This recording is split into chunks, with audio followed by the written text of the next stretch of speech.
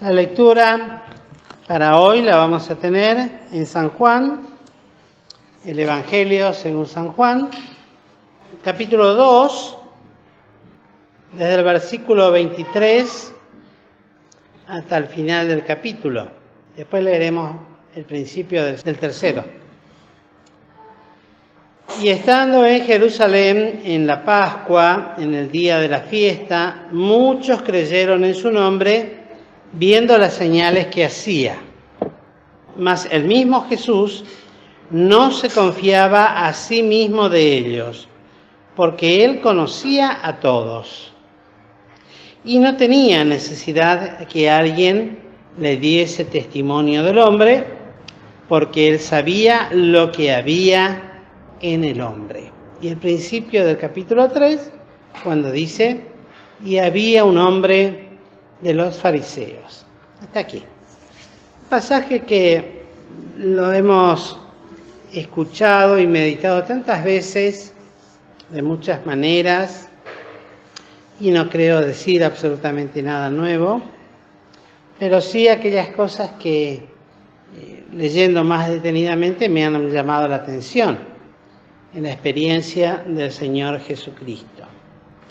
Recién comenzaba su ministerio terrenal y ya hacía señales, y en el versículo 23 nos dice que muchos creyeron en su nombre viendo las señales que hacía.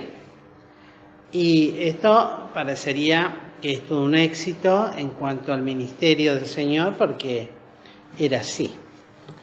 Pero la Biblia también es perfecta y revela cosas que están escondidas a los ojos de los hombres y aún del conocimiento, y esto no lo sabríamos si justamente la palabra de Dios no la dijera.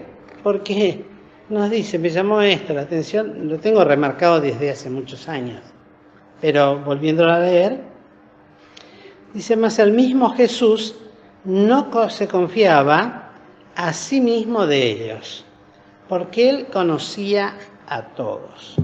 La primera pregunta que entró a mi corazón, después salió por supuesto, pero es, ¿cuál será la confianza que tiene en nosotros? Ahí estaba hablando de aquellos que decían que creían en él y que lo hacían porque tenía señales, pero él no se confiaba. Y me entró esta incertidumbre, digo, bueno, ¿confiará el Señor en nosotros? ¿Cuál será el grado de confianza que puede tener el Señor en nosotros? Creo que si lo pensamos detenidamente a la luz de la palabra de Dios, lo primero que podemos responder, me atrevo a decirlo, es cero confianza. Esa es la realidad. Humanamente hablando, no hay posibilidad alguna de que Dios tenga confianza en el hombre, porque nos conoce. Así como conocía a los de su tiempo, nos conoce a nosotros desde antes de la fundación del mundo, conoce nuestra condición de pecadores y de lo inestable que somos, y aún también, aún siendo creyentes todavía, cuántas veces a través de experiencias de distintas naturalezas el Señor permite que veamos un aspecto de nuestra vida desconocido y que revela todavía cuántas cosas hay en nosotros que deben ser tratadas, limpiadas, lavadas, llevadas a la cruz. Y ciertamente, por otro lado, podemos decir, si hay alguna confianza de Dios y de Cristo en los redimidos, es justamente esa la respuesta. En aquellos en los cuales ha sido puesto el Espíritu Santo de Dios. O sea, la confianza de Dios es en la obra de Dios mismo. No hay otra posibilidad. No hay otra posibilidad. Por lo que somos nosotros, tan inestables, tan cambiantes, hoy estamos totalmente entregados y mañana tenemos alguna situación y esa situación nos cambió. Durante años seguimos en los caminos de Dios y un buen día nos enteramos de que, bueno, perdí mi vida haciendo esto y me vuelvo al mundo o vuelvo a hacer otras cosas que no las hice. En fin, todas esas cosas que tienen que ver con la confianza y que tienen que ver con el trato de Dios con nosotros. Y la realidad es que Cristo no tiene necesidad, ninguna necesidad, de que nadie le dé testimonio de cómo es el hombre. Porque Él sabe lo que hay en el hombre, Él sabe lo que hay en nuestro corazón, en lo más íntimo. Tal vez inclusive cosas que nosotros ni la vemos, ni la sabemos, ni la entendemos. Estaba conversando con mi señora estos días, como siempre les comento, de las cosas que hablamos, y por algo dirá el Señor, ¿no? Cuando llama a la ley del discipulado, el que ama padre o madre más que a mí, el que ama hijo o hija más que a mí, no es digno de mí. Es decir, por algo lo dice, no lo dice como algo retórico solamente o como un formulismo. Hay en nosotros arraigadas tantas cosas que no nos hacen confiables si es que acaso no llegamos a la experiencia de llevar todo esto a la cruz. Y me llamó la atención estas repeticiones acá de la palabra hombre. En primer lugar, que nadie diese testimonio del hombre, porque Cristo sabía lo que había en el hombre. Y comienza el capítulo 3, que es una continuación del relato de Juan, diciendo, y había un hombre. Y esto me llamó la atención. Uno dice, ¿qué se puede decir de esto? Y mucho no se puede decir. Había un hombre. Pero si pensamos en lo anterior, la experiencia de Nicodemo fue muy especial. Es una de las pocas veces en que el Señor se explayó, de hecho se explayó más que Nicodemo. Nicodemo habló hasta el versículo 9. Cuando termina, por lo menos lo que queda escrito de él, cuando dice, ¿cómo puede esto hacerse? Y después el Señor sigue hasta el versículo 20, a 21, hablándole a este hombre. Y la realidad es esta, yo decía, porque en primer lugar da la realidad de que es un hombre, como tantos hay en este tiempo, como sigue habiendo. Tal vez no son la gran mayoría. Da la descripción de lo que era, el nombre, la jerarquía que tenía, y luego en el 2 dice, y este vino a Jesús. Y esta es otra palabrita que me llamó la atención, porque la realidad es que nadie, absolutamente nadie, venía a Cristo sin que esto estuviera bajo la soberana voluntad de su Padre. Nadie se acercaba a Cristo porque sí o porque quería o porque tenía las ganas de hacerlo. Y encontré un texto que ya alguna vez lo he leído con ustedes, que dice, luego de hablar de que Él es el pan de vida, el que a mí viene nunca tendrá hambre, y el que en mí cree no tendrá sed jamás. Mas os he dicho que aunque me habéis visto no creéis. Y luego declara en el 37, todo lo que el Padre me da, vendrá a mí. Y el que a mí viene, no le echo fuera. Entonces lo vi a este hombre, este fariseo, a Nicodemo, con una visión distinta. Muchas veces lo había visto con una actitud más bien, tal vez aduladora, pero esta vez lo vi con esta reflexión.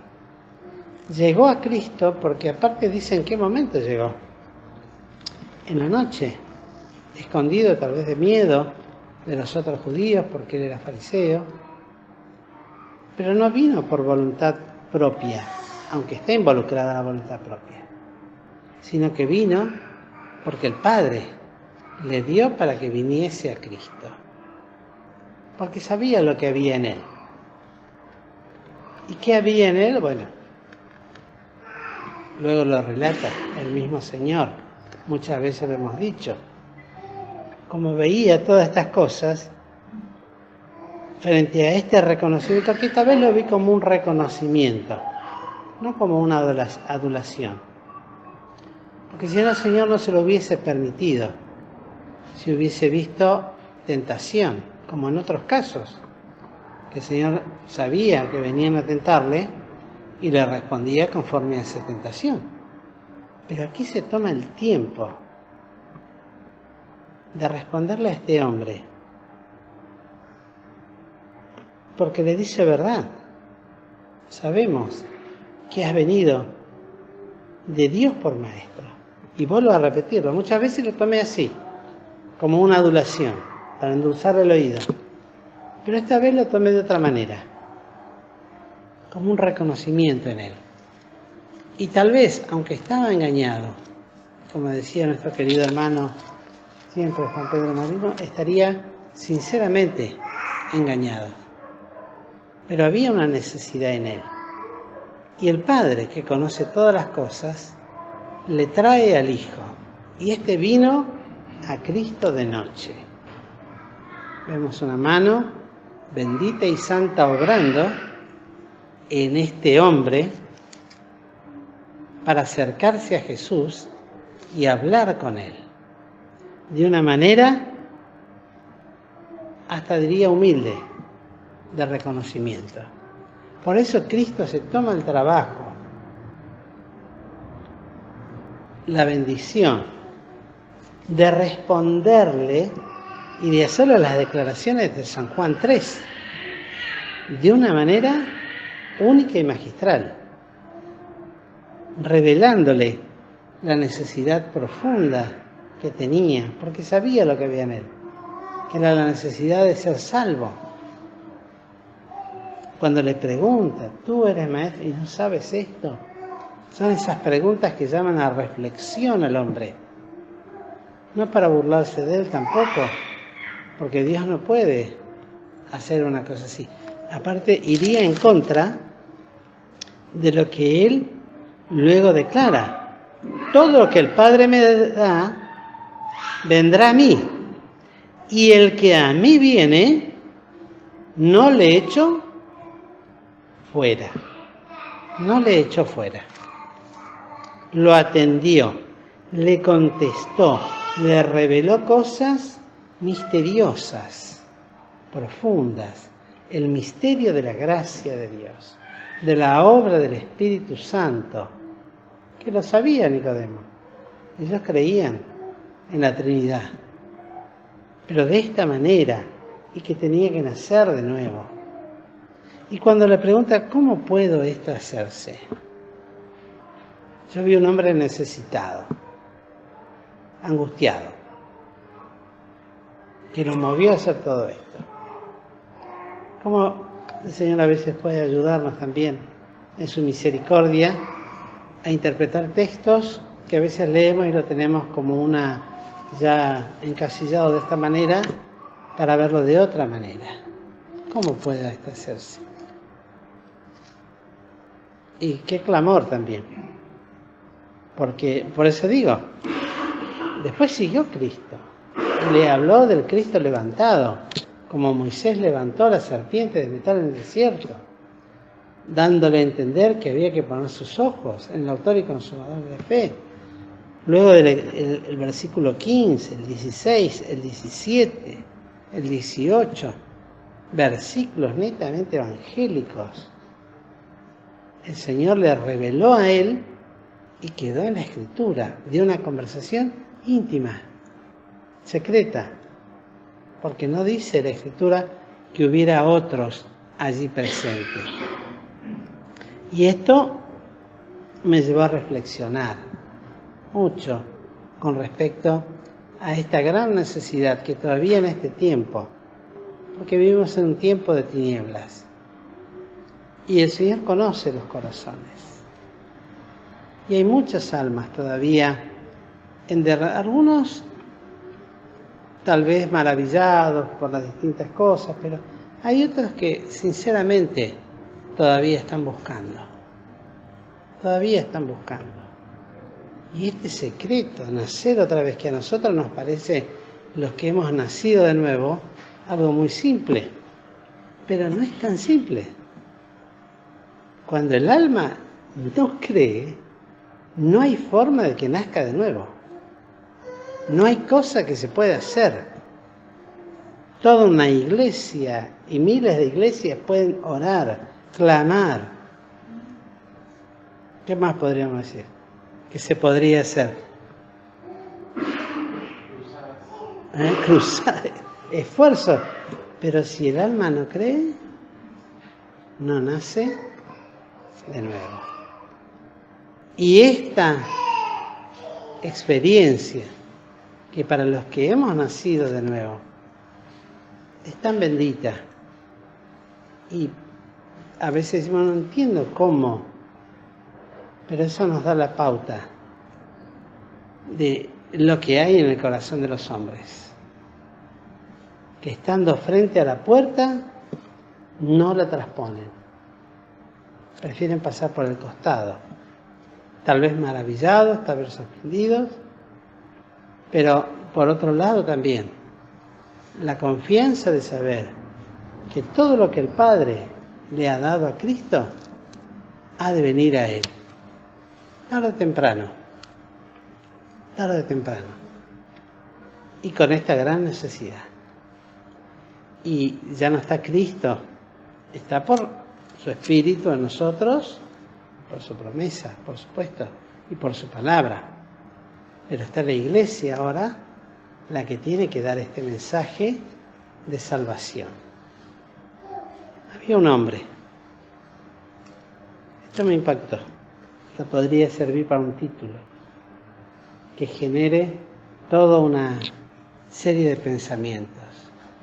Entre tanta gente, y el Señor conociendo tanta, de tal manera a los hombres, sin embargo había uno, que era fulano, que estaba en tal lugar, que vino a tal hora, preguntó tal cosa, reconoció en Cristo tal cosa, y el Señor le siguió hablando. Vuelvo a repetir. Y releyéndolo decía, no había burla, ni desprecio, ni soberbia en este hombre. Porque si no, Cristo no le hubiese dado la ocasión que le dio de escuchar de sus propios labios, nada menos, este mensaje de salvación utilizado por la Iglesia y con el cual millones de almas y hasta el mismo Nicodemo encontró la salvación y la vida eterna. ¿Cuál será el hombre o la mujer que el Señor pueda poner en nuestro camino y que venga a nosotros para escuchar lo que solamente alguien que ha nacido de nuevo puede darle? No se lo puede dar nadie más. Él era maestro de Israel y conocía todas las cosas, pero no tenía respuesta para esto. Cristo sí, y Cristo se la dio. Porque después, luego dice, y pasado esto, en el 22, vino Jesús con sus discípulos.